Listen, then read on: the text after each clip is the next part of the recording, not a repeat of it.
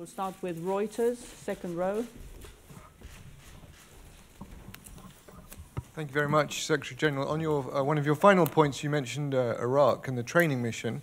Obviously, there's a small training mission there already, but do you personally support the US call for a larger training mission, and if so, why? Thank you.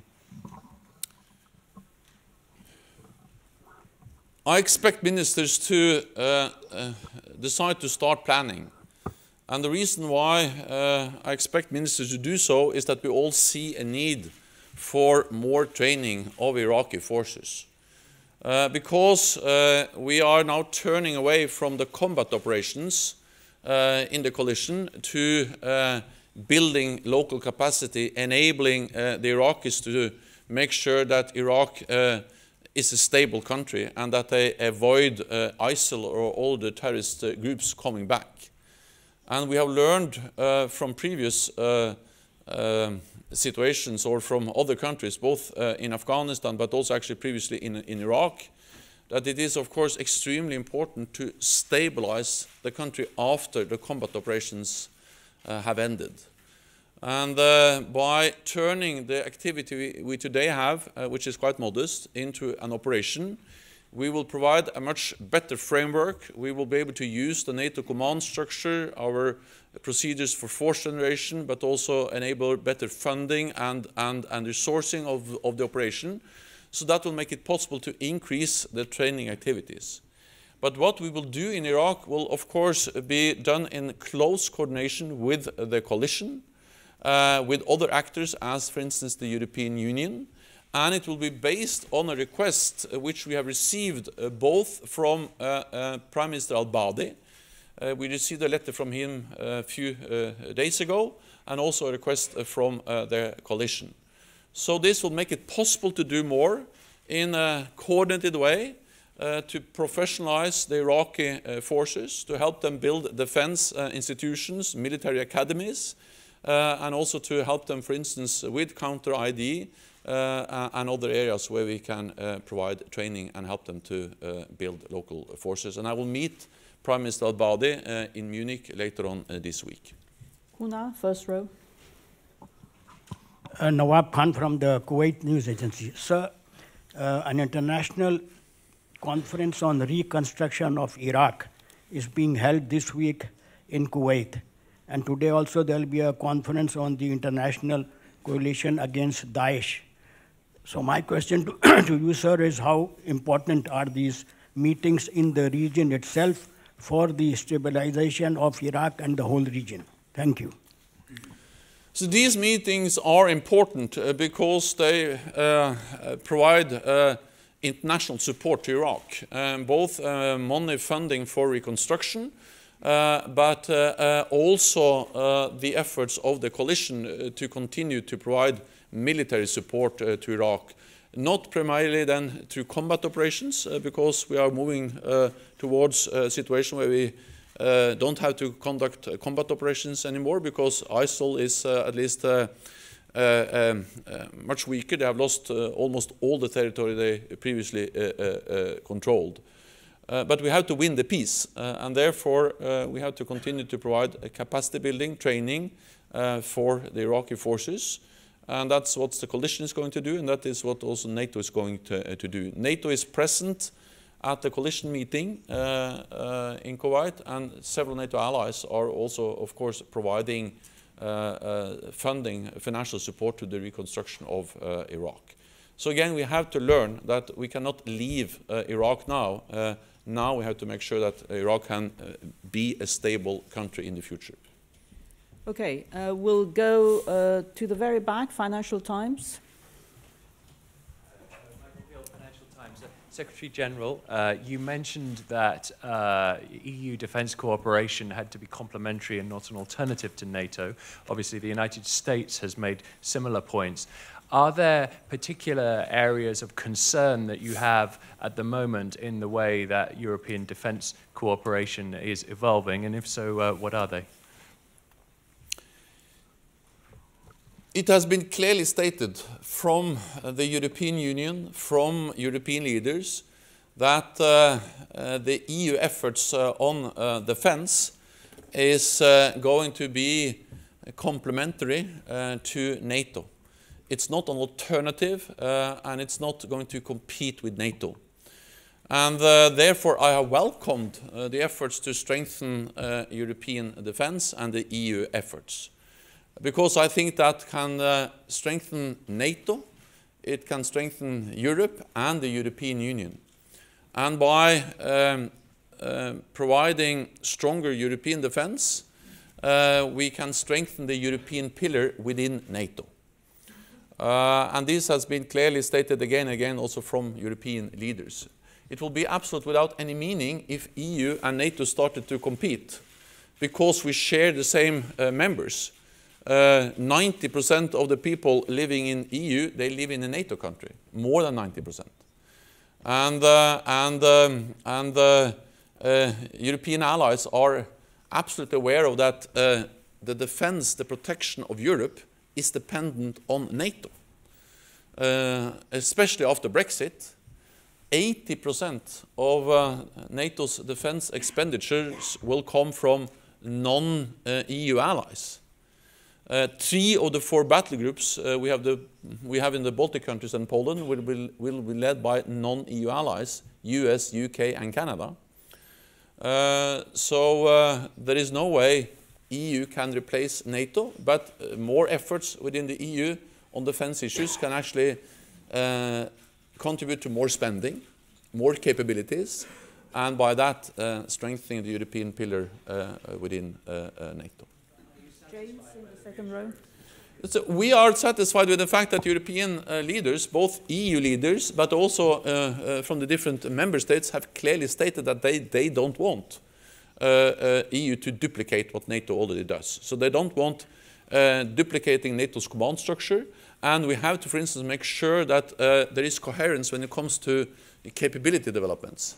We cannot end up with one list from NATO on capability requirements and then a conflicting list from the EU. Because actually we ask the same nations to provide the capabilities. We have only one set of forces, and we cannot have 2 lists of conflicting capability requirements. This has been clearly stated again and again from the EU.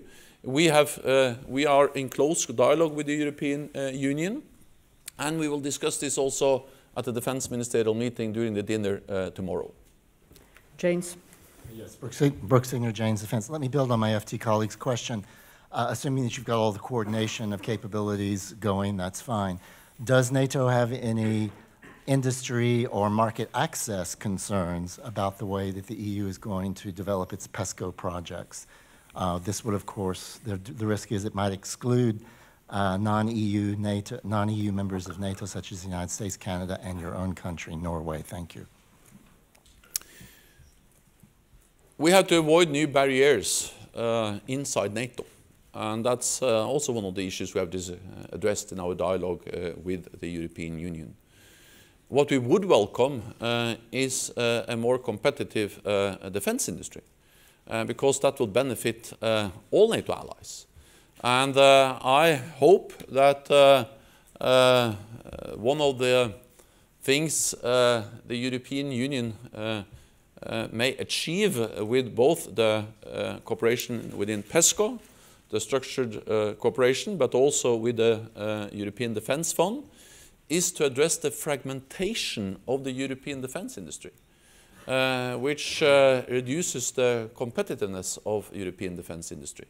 So as long as this is done in a way which doesn't create new barriers, I welcome efforts to also strengthen the defense industry, because that will provide more capabilities to a lower cost for all NATO allies. Süddeutsche Zeitung, third row, yeah.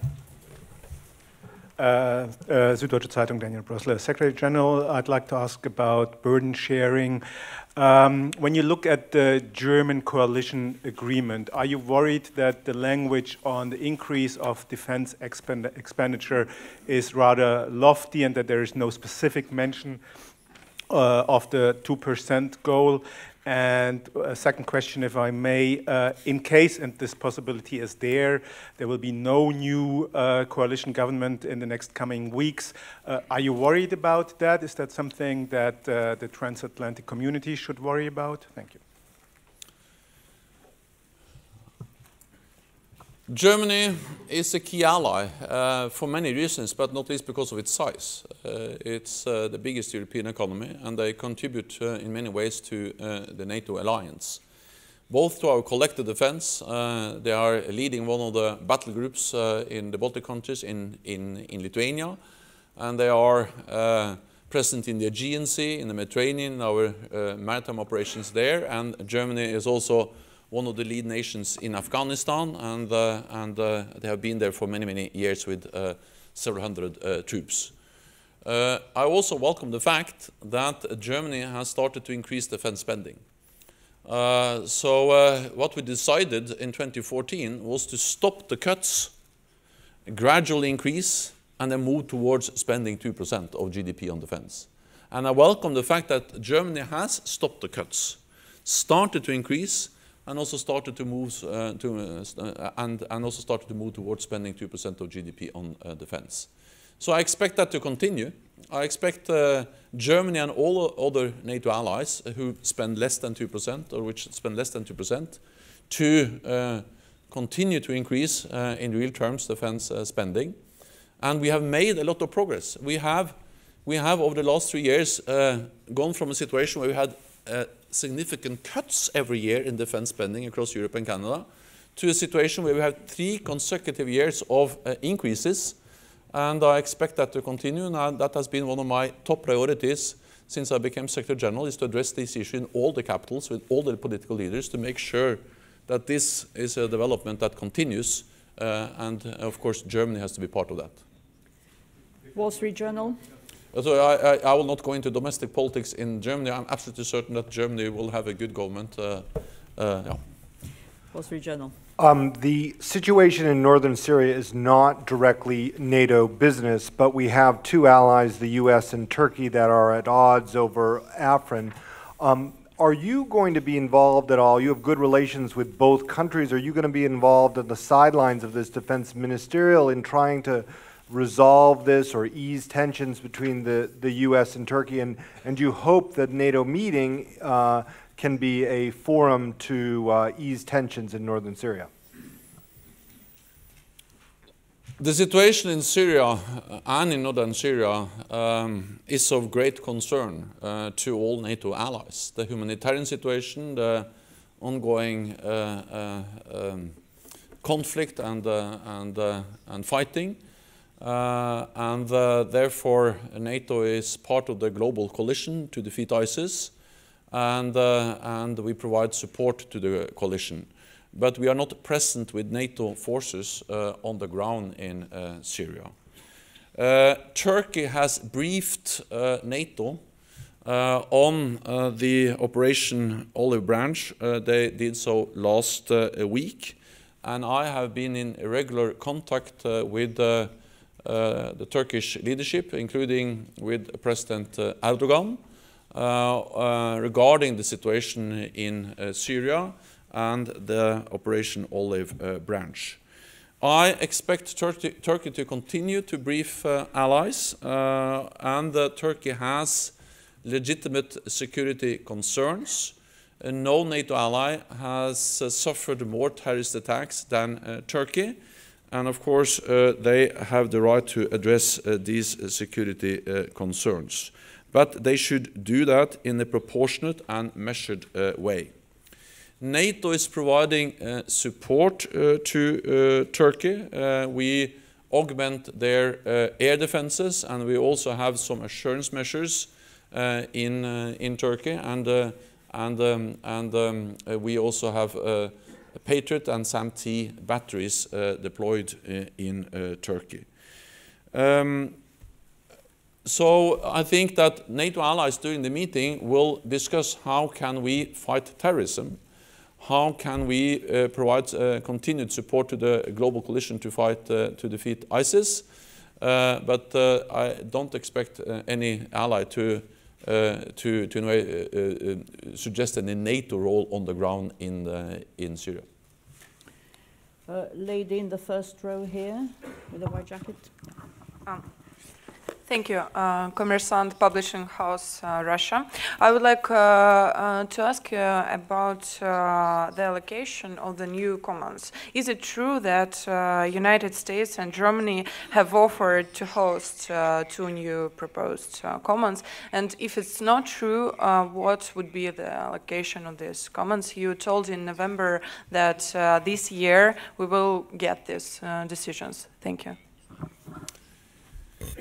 What we will do during our defense ministerial meeting tomorrow is to decide the structure. And I expect defense ministers to decide to establish a joint force command for the Atlantic, a joint force command for logistics or support, and a new cyber center at our headquarters in shape, and also to do other adjustments of the command structure. But I don't expect, or actually have not, the plan is not to make any decisions on the geographical footprint or where the different new commands are going to be located. That is a discussion or a decision we will take later on this year. We will decide the structure tomorrow, and then the geographic location of the different commands later on this year. Okay. Gentleman in the first row in blue, in the middle here. Thank you very much. Andriy Gorodisky, Public Broadcasting Company of Ukraine. As we know, Hungary has blocked the NATO-Ukraine Commission meeting that was preliminarily scheduled for these days. The question is, what is NATO doing to resume the work of this commission, and when do you expect it can be resumed? Thank you. So Ukraine is a close partner of NATO. We continue to work closely with Ukraine. We support the territorial integrity of Ukraine, and we provide both practical and political support to Ukraine. The North Atlantic Council recently, or last year, visited Kiev and Ukraine, and we also have had different meetings in the NATO-Ukraine Commission. We will continue to provide support, and we will continue to work closely with Ukraine. And I will meet President Poroshenko later on this week in Munich. Then we are aware of the challenges related to the language law and the strong position or the challenges to resolve that issue because Ukraine and Hungary cannot agree. I have spoken both with Prime Minister Viktor Orban and President Poroshenko. I have urged them to try to find a solution to this issue. This is about to find a balance between minority rights to learn their minority language, but also, of course, that every state has the right to also make sure that they learn the state language. There is a proposal now on the table from the Venice Commission. I welcome the opinion and the recommendations from the Venice Commission, and I encourage Ukraine to closely look at the recommendations because they outline a way to try to solve this issue between Ukraine and Hungary. But NATO will continue to work with Ukraine, will continue to provide support to Ukraine, and NATO allies are also providing different kinds of support. Okay, NPR. NPR and Deutsche Welle, thank you.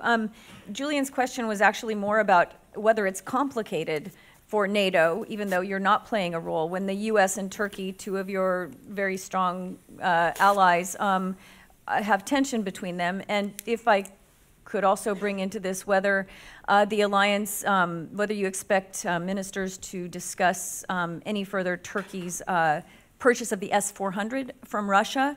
And to your understanding, has that been finalized? Is it a done deal and no longer needs to be discussed with Turkey? Thanks.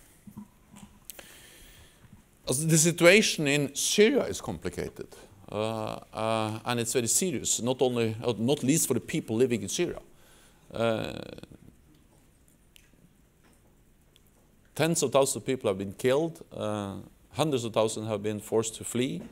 And there's a very severe and difficult humanitarian situation in Syria, and that is not only a problem for the people living there, but it's also a challenge for all of us. This is close to NATO, on the border of NATO, on the border of the NATO ally Turkey. I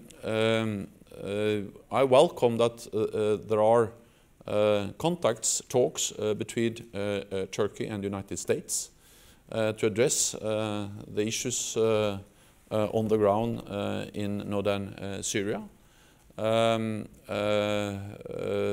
as I said, we are not present on the ground, but we will continue to provide support to the global coalition, and will continue to provide support to Turkey, as I just mentioned. When it comes to the S-400, I think that it's for Turkey to provide details about the status of that deal.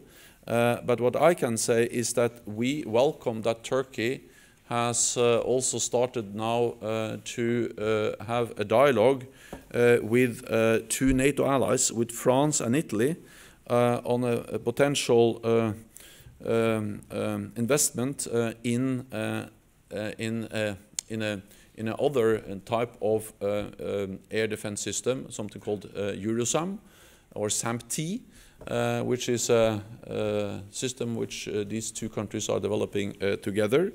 And I welcome that Turkey is now working with France and Italy and the Eurosam group to try to acquire this system as part of their air defense system. Okay. Gentleman in the front row. Barzan, reporter for K24. Just yesterday, Peshmerga spokesperson said NATO have planned to create a Peshmerga new strategic, new structure and supervise NATO.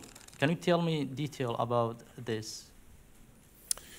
What we are doing now is that based on the request from Prime Minister al-Abadi and from the coalition, we will start planning for a NATO training mission in Iraq. What we will do there is will of course be done in close coordination with the global coalition to defeat ISIS, and of course also in support of the government in Baghdad, because they have requested us to provide more support.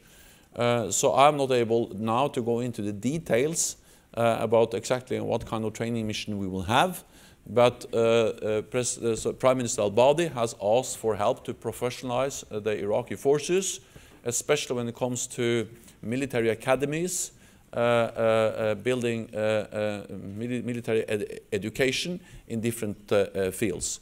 So later on I will be able to provide you more details, but we are now following up and responding to requests from the government in Baghdad, Prime Minister al-Abadi and the global coalition.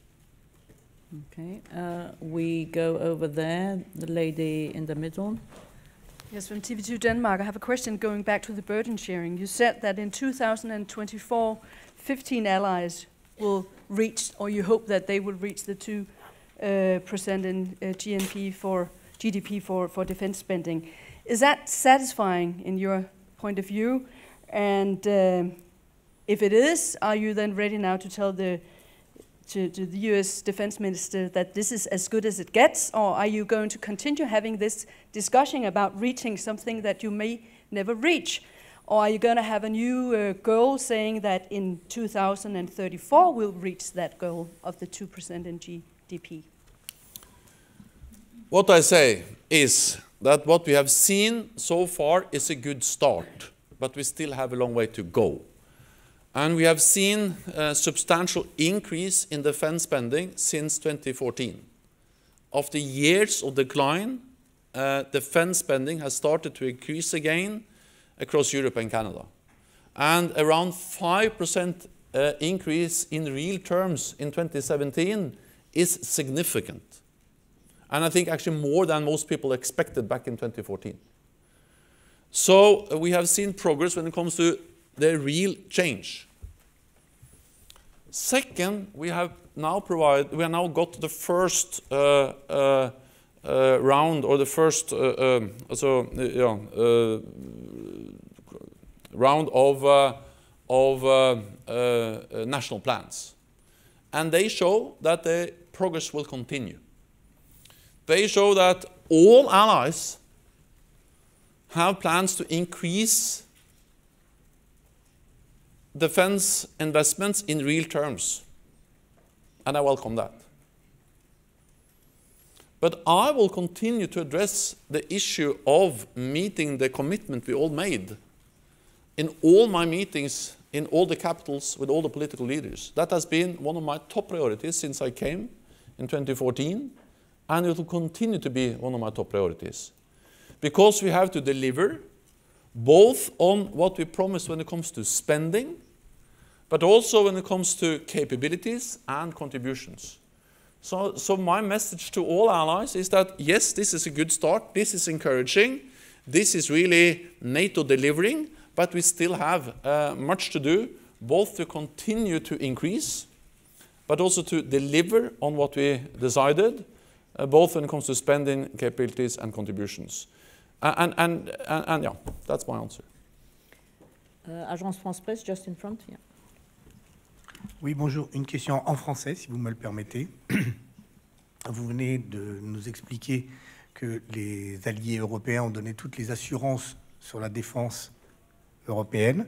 Je voudrais comprendre pourquoi les États-Unis sont si fâchés contre les Européens, et en particulier contre la France.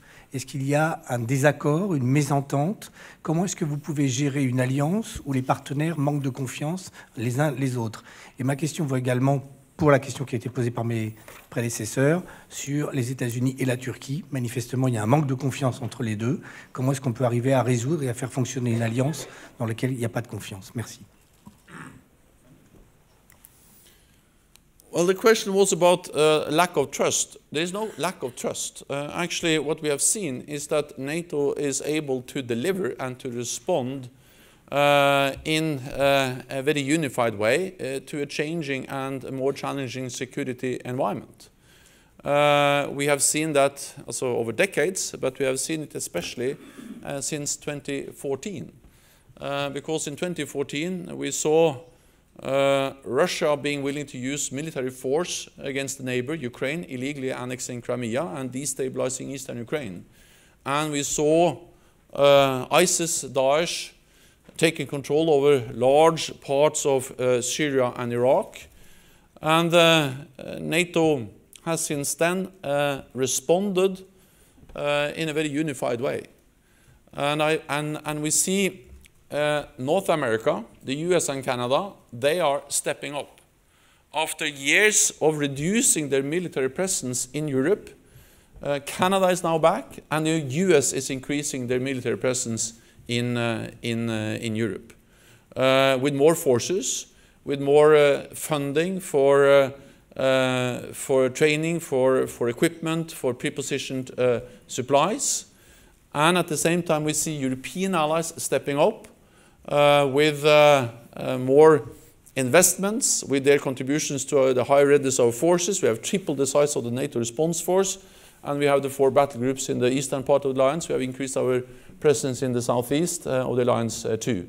So we are now in the process of implementing the biggest adaptation of NATO since the end of the Cold War. And we do that together, US, Canada, and the European allies. And I'm actually impressed about how much we have been able to implement over very few years, over a very short period of time. Yes, there are different opinions, different views between leaders in NATO. That has always been the case. But the strength of NATO is that regardless or despite different views on different political issues, climate, trade, other issues, we have always been able to agree on the core task of NATO, and that is to protect and defend each other. So this is only possible because we trust in our commitment to protect and defend each other. The last part of that question I can't remember. It was about Turkey. Yeah. I think I've answered Turkey. Well, also we are concerned about the situation in Syria. Turkey has legitimate security concerns. They have to address them in a proportionate and measured way. And I welcome that Turkey has briefed NATO allies, and I expect them to continue to brief NATO allies. Gentleman in the second row in blue jacket. Hello, Ilya Koisin, Latvian Radio 4. Question about US military presence in Norway. There are these US troops close to border between Norway and Russia. What is the future operational role of these US troops, and is it somehow linked to Russia's so-called Arctic policy? Thank you. I think close to the Russian border is to exaggerate a bit. Trøndelag, where these troops are, is also it's quite long from the Russian border. But of course, they are part of a U.S. Commitment to European security. I welcome that the U.S. has increased their presence in Europe, including with some rotational forces in Norway, in the middle of Norway, and that reflects that we are faced with a new and more challenging security environment. So after decades where the U.S. reduced their military presence, the U.S. has now increased their military presence. But what NATO does is proportionate, it is defensive, and there is no doubt that we respond to a more demanding security environment, which was very much triggered by what we saw in 2014 when Russia used force against a neighbor. Lady at the back. Thank you. Susana Freixas, SIC Portugal.